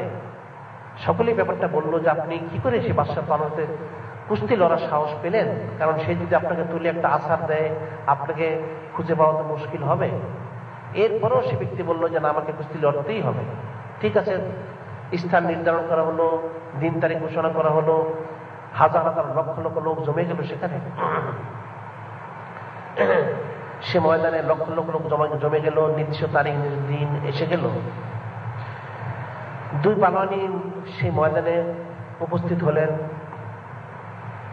কুস্তি শুরু হলো, ঘোষণা দেওয়া হলো যে শুরু হলো। যখন ঘোষণা দেওয়া হলো, সেই হালকা পাতলা লোকটা, হালকা পাতলা পালোয়ান বাদশার পালোয়ানের কানে কানে যেন কি বললো। হালকা পাতলা পালোয়ান সে বাদশার পালোয়ানের কানে কানে যেন কি বললো। কুস্তি শুরু হলো। যখন কুস্তি মানুষ দেখতে লাগলো, মানুষ তাজ্জুব হয়ে গেল। একজন মনে হচ্ছে শক্তিশালী হাতির মতো, আরেকজন সেই তুলনায় কিছুই নয়, মনে হচ্ছে দেখাই যাচ্ছে না এমন পালোয়ান দ্বিতীয় ব্যক্তি। কিন্তু সেই পালোয়ান কানে কানে কিছু বলার পর কুস্তি শুরু হয়ে গেল। দেখা গেল সেই হালকা পাতলা পালোয়ান বাদশার পালোয়ানকে চোখের পলকে পরাস্ত করে ফেললো, চিৎ করে ফেলে দিল। ফেলে দিয়ে সে চাপ দিয়ে ধরে রাখলো, কিন্তু বাদশার পালোয়ান উঠতে পারলো না। একবার, দুবার, তিনবার বাদশা তাজ্জুব হয়ে গেল, সমস্ত লোক তাজ্জুব হয়ে, ব্যাপারটা কি? এই হালকা পাতলা লোকের এত শক্তি কোথা থেকে আসলো? এত বড় শক্তিশালী পালোয়ান, যার কাছে সারা বিশ্বের কোন লোক 2-4 মিনিট দাঁড়াতে পারেনি, অথচ এই লোকটাকে সেই হালকা পাতলা লোকটা ধরে মাটিতে শোয়া দেয় এবং চাপ দিয়ে রাখে, সে উঠতে পারে না। যখন একাধিকবার হয়ে গেল, বাদশা আশ্চর্য হলো, উজির নাজির সভাসদ সকলেই আশ্চর্য হয়ে গেল এবং সকলেই ব্যাপারটা চিন্তা করলো। বাদশার পালোয়ান পরাস্ত হলো। সেই পালোয়ান, বিদেশি পালোয়ান এসে বাদশার কাছ থেকে 1 লক্ষ দিনার পুরস্কার নিয়ে এসে চলে গেল। ঘটনা ঘটে গেল। বাদশা তখন সে পালোয়ানকে ডাকালো যে ব্যাপারটা কি? এই লোকটার গায়ে কি এতই শক্তি? তোমাকে চোখের পলকে মাটিতে শোয়াই দিল, তোমার সিনার উপর হাত দিয়ে চাপ দিয়ে ধরে রাখলো, তুমি উঠতে পারলে না। তখন সে পালোয়ান বলল, হে বাদশাহ, এখানে একটা ঘটনা ঘটেছে। এখানে শক্তির কোনো পরীক্ষা হয়নি, একটা ঘটনা ঘটেছে, যেটা আপনারা জানেন না। যে আমি পালোয়ান সত্যি, তবে আমি একটা মাসালা জানি। সেটা হচ্ছে, মাসালাটা হচ্ছে, যারা আওলাদে রসুল তাদের মহব্বত হচ্ছে জুজে ইমান, ইমানের অঙ্গ। তাদেরকে মহব্বত করা, তাজিম তাকরিম করা ফরজ। বাদশা জিজ্ঞাসা হলো কি হয়েছে? যে আমি যখন তার সাথে কুস্তি লড়বো, আমি মাঠে উপস্থিত হয়েছি, সেও উপস্থিত। হঠাৎ সে আমাকে বললো আমার একটা কথা রয়েছে। আমি জিজ্ঞাসা করলাম, আচ্ছা ভাই, তোমার কি কথা বলো? কুস্তি তো লড়তে হবে, এর আগে তোমার যে কোনো কথা থেকে বলে নাও। সে আমার কানে কানে সে বললো, হে বাদশার পালোয়ান, আমি জানি কুস্তি যদি লড়া হয়, আমার মতো একজন 100 জনও তোমার সাথে পারবে না, এতে কোনো সন্দেহ নেই। আমার গায়ে তেমন কোনো শক্তি নেই, আমি হালকা পাতলা। আমার মতো 100 পালোয়ান যদি তোমার সাথে কুস্তি লড়ে, 1 সেকেন্ডও তারা টিকতে পারবে না, এটা আমার জানা রয়েছে। তবে তোমার কাছে আমি যেটা বলবো সেটা হচ্ছে, আমি আওলাদে রসুল। তোমার কাছে যেটা বলার বিষয় সেটা হচ্ছে, আমি আওলাদে রসুল।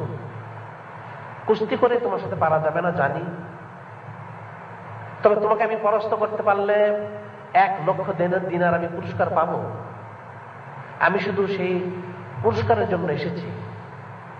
যেহেতু আমি আওলাদে রসুল, আমার জন্য খয়রাত করা, ভিক্ষা করা, সুয়াল করা জায়েজ নেই। আমি তো ভিক্ষা করতে পারি না। তবে আমাদের দেশের এমন অবস্থাও নেই, বা আমার এমন পরিচিত লোকও নেই যারা আমাকে সাহায্য করবে। তো আমি যখন শুনলাম বাদশাহ তোমাকে পরাস্ত করতে পারলে 1 লক্ষ দিনার দিবে, আমি মনে মনে চিন্তা করলাম, ঠিক আছে, এই 1 লক্ষ দিনার যদি আমি নিতে পারি, আমার সংসার সচ্ছল হবে। আমার সাথে যারা আরো আওলাদ রসুল রয়েছেন, তারা সকলেই বেশ কিছুদিন ইতমিনানে জীবনযাপন করতে পারবেন। আমি শুধু সেই জন্য এসেছি, আমি যেহেতু আওলাদে রাসূল, তুমি কমপক্ষে এদিকে লক্ষ্য করে, অর্থাৎ আল্লাহ পাকের হাবিব আখিরি নবী হুজুর পাক সাল্লাল্লাহু আলাইহি ওয়াসাল্লামের দিকে লক্ষ্য করে তুমি আমার কাছে আজকে হেরে যাও, আমার কাছে তুমি পরাস্ত হয়ে যাও। অবশ্যই তোমাকে আল্লাহ পাকের হাবিব পরকালে সুপারিশ করবেন, তোমাকে নাজাতের ব্যবস্থা করে দিবেন। তিনি আমার নানা এবং দাদা, কাজে তুমি পরাস্ত হয়ে যাও। যে আমি খুব অভাবগ্রস্ত, ক্ষুধার্ত রয়েছি, আমার সাথে আরো অনেক আওলাদ রাসূল রয়েছেন, আমার আওলাদ রয়েছেন, আত্মীয়স্বজন জ্ঞাতি গোষ্ঠী রয়েছেন, যারা খুব আর্থিকভাবে অনটনে রয়েছেন, অভাবে রয়েছেন, কষ্টে রয়েছেন। কাজে তুমি তাদের দিকে লক্ষ্য করে, আল্লাহ পাকের হাবিবের দিকে লক্ষ্য করে হলেও তুমি আজকে হেরে যাও। সে পালোয়ান বলল যে আমি এটা শুনলাম, শুনে চিন্তা করলাম ব্যাপারটা খুব কঠিন বিষয়। একদিকে আমার সম্মান ইজ্জত, সারা বিশ্বের মানুষ আমাকে জানে সবচেয়ে বড় পালোয়ান, আমার চেয়ে শক্তিশালী আল্লাহর জমিনে আর কেউ নেই বর্তমানে। অনেক ইজ্জত সম্মান আমার রয়েছে, আমার জন্য আমার দেশের সম্মান রয়েছে, আমার বাদশার সম্মান রয়েছে। কিন্তু আরেকদিকে আমি ফিকির করলাম, এই শক্তি আমার কতদিন থাকবে? এমন একদিন আসবে আমার শক্তি থাকবে না, আমি ইন্তেকাল করব, কবরে যাব। কিন্তু যদি আমি আখিরি নবী হাবিবুল্লাহ হুজুর পাক সাল্লাল্লাহু আলাইহি ওয়াসাল্লামের মহব্বতে, ওনার খাতিরে, ওনার সম্মানার্থে, ওনার আওলাদদেরকে সাহায্য করার লক্ষ্যে আমি যদি হেরে যাই, দুনিয়াবী ইজ্জত আমার নষ্ট হয়ে যাবে, সম্মান নষ্ট হয়ে যাবে সত্যি। তবে আমি আল্লাহ পাকের কাছে এর বদলা পাবো, ফজিলত পাবো, ইহকাল পরকালে কামিয়াবি করতে পারবো। সেদিকে লক্ষ্য করে আমি পরাস্ত হয়ে গেলাম, হেরে গেলাম। বাদশা তখন বলল, ঠিক আছে, তাই যদি হয়ে থাকে তাহলে তো করার কিছু নেই। কিন্তু তুমি যে সেই ব্যক্তিকে আওলাদ রাসূল মনে করলে, তার কি কোনো প্রমাণ রয়েছে? সেই পালোয়ান বলল, এটা প্রমাণের কোনো প্রয়োজন নেই, যেহেতু সে আমাকে বলেছে, আমি তাকে বিশ্বাস করেছি। এবং পালোয়ান আরো বলল, হে বাদশা, আজকে থেকে আমি আর কখনো কুস্তি করব না, আজকে থেকে আমার কুস্তির জিন্দেগি শেষ, আমি এখন আপনার থেকে ছুটি চাই, আমাকে দয়া করে ছুটি দিন, আমি চলে যাই। বাদশা বলল, ঠিক আছে, সেটা পালোয়ান হিসেবে তোমার ইচ্ছে, এখতিয়ার। আলোচনা শেষ হয়ে গেল। রাত্রে সেই পালোয়ান স্বপ্ন দেখতে লাগলো। সেই পালোয়ান স্বপ্ন দেখতে লাগলো আল্লাহ পাকের হাবিব আখিরি নবী সাইয়্যিদুল মুরসালিন, ইমামুল মুরসালিন, খাতামুন নবীন হাবিবুল্লাহ হুজুর পাক সাল্লাল্লাহু আলাইহি ওয়াসাল্লামকে। আল্লাহ পাকের হাবিব বললেন, হে পালোয়ান, তুমি চিন্তিত রয়েছো? তুমি খুব উত্তম কাজ করেছো, আজকে খুব উত্তম কাজ করেছো। তুমি তোমার দুনিয়াবী সম্মান ইজ্জত বিসর্জন দিয়েছো একমাত্র আমার জন্য, আমার যারা আওলাদ তাদেরকে সাহায্য করার জন্য তুমি বিসর্জন দিয়েছো। কাজী এই যে লোকটা তোমার কাছে আমার আওলাদের পরিচয় দিয়েছে, সে কিন্তু মিথ্যা বলেনি, সে আমার আওলাদ। তুমি খুব ভালো কাজ করেছো, আমি তোমার জন্য দোয়া করি, আল্লাহ তোমাকে সাইয়্যিদুত তায়েফা, অর্থাৎ আল্লাহর ওলিদের সর্দার তোমাকে করে দিবেন। সুবহানাল্লাহ। এবং তাই হয়েছে। সেই বাদশার পালোয়ান সেখান থেকে চলে গেল। চলে গিয়ে ইস্তিগফার তওবা করে, জিকির ফিকির করে, আল্লাহর ওলির সুবত ইখতিয়ার করে, পরবর্তীতে সেই বাদশার পালোয়ান আল্লাহ পাকের খালেস ওলি, সাইয়্যিদুত তায়েফা, অর্থাৎ ওলিদের সর্দার, দরবেশদের সর্দার হয়ে গেল। সুবহানাল্লাহ। যে আওলাদে রাসূল যারা রয়েছেন, তাদের মহব্বত, তাদের ইজ্জত সম্মান রক্ষা করলে কত ফজিলত পাওয়া যায়, মহব্বত করলে কত ফজিলত পাওয়া যায়, সেটাই ফুটে উঠেছে। কাজে এটা মনে রাখতে হবে, যারা আহলে বাইত এবং আওলাদে রাসূল, তাদের মহব্বত জুজই ঈমান, ফরজের অন্তর্ভুক্ত, ফরজের অন্তর্ভুক্ত। সেটাই হাদিস শরীফে বর্ণনা করা হয়েছে। হাদিস শরীফে বর্ণনা করা হয়েছে, আন জাবির রাদিয়াল্লাহু তাআলা আনহু, আন জাবির রাদিয়াল্লাহু তাআলা আনহু قال رأيت رسول الله صلى الله عليه وسلم رأيت رسول الله صلى الله عليه وسلم في حجته يوم عرفة وهو على ناقته القصوى يخطب فسمعت يقول হযরত জাবির রাদিয়াল্লাহু তাআলা বর্ণনা করেন, আমি বিদায় হজের দিন আল্লাহ পাকের হাবিবকে ওনার সেই কাসওয়া যেটা ছিল, বাউন ছিল, সেটাতে সাওয়ার হয়ে, অর্থাৎ তার উপর বসে তিনি খুতবা দিয়েছিলেন এবং বলেছিলেন, আমি শুনেছিলাম তিনি খুতবা দিয়েছিলেন, আমি শুনেছিলাম। তিনি বলেছিলেন, খুতবা দিয়েছিলেন, ইয়া আইয়ুহান নাস, ইয়া আইয়ুহান নাস, ইন্নী তারাকতুকুম, ইন্নী তারাকতু ফীকুম, ইয়া আইয়ুহান নাস, ইন্নী তারাকতু ফীকুম মাইন আখাযতুম বিহি, মাইন আখাযতুম বিহি লান তাদিল্লু, লান তাদিল্লু কিতাবুল্লাহি ওয়া ইতরাতি আহলু বাইতি। আল্লাহর হাবিব বললেন, হে মানুষেরা, তোমরা জেনে রাখো, ইয়া আইয়ুহান নাস ইন্নী তারাকতু ফীকুম, যে নিশ্চয়ই আমি তোমাদের কাছে রেখে যাচ্ছি, মাইন আখাযতুম বিহি, মাইন আখাযতুম বিহি লান তাদিল্লু, তোমরা যতদিন পর্যন্ত তা আঁকড়িয়ে থাকবে, ধরে রাখবে, কশ্চিন কালেও গুমরাহ হবে না, কশ্চিন কালেও গুমরাহ হবে না। কিতাবুল্লাহি ওয়া ইতরাতি আহলু বাইতি, একটা হচ্ছে আল্লাহ পাকের কিতাব, আর দ্বিতীয় হচ্ছে আমার আহলে বাইত, আমার ইতরাত, আমার আওলাদ, আমার আওলাদ, আমি তাদেরকে রেখে যাচ্ছি, যতদিন আঁকড়িয়ে থাকবে তোমরা কশ্চিন কালেও গুমরাহ হবে না। সুবহানাল্লাহ। কাজী আওলাদ রাসূল যারা রয়েছে, অনেক মর্যাদা মর্তবা রয়েছে, সেটা জেনে শুনে বুঝে আমাদের হক আদায় করার কোশিশ করতে হবে। আল্লাহ পাক যেন আমাদেরকে সেই তৌফিক দান করেন সেই হক আদায় করার জন্য। আজকে অনেক সময় হয়ে গেছে, আমরা সামনের সপ্তাহগুলোতেও পর্যায়ক্রমে আল্লাহ পাক তৌফিক দিলে আলোচনা করব। অনেক জানার রয়েছে, বুঝার রয়েছে, ফিকিরের বিষয় রয়েছে, যে আল্লাহ পাক যেন আমাদেরকে আহলে বাইত এবং আওলাদ রাসূল সাল্লাল্লাহু আলাইহি ওয়াসাল্লাম যারা রয়েছেন তাদের মহব্বত আমাদের অন্তরটা পরিপূর্ণ করে দেন। যারা এখন পরে এসেছেন তারা 4 রাকাত ক্বাবলা জুমআ ওয়া আখিরু দাওয়ানা আলহামদুলিল্লাহি রাব্বিল আলামিন। আসসালামু আলাইকুম ওয়া রাহমাতুল্লাহ।